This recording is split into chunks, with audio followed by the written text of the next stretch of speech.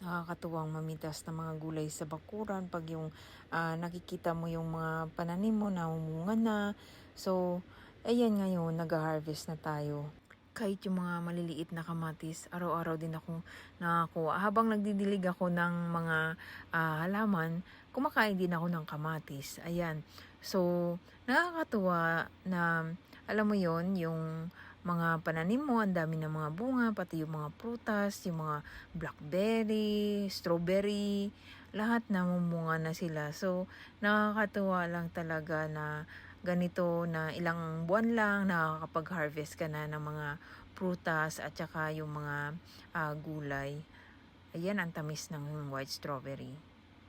Ayan guys, lahat yan. Diyan lang yan sa aking maliit na garden yan.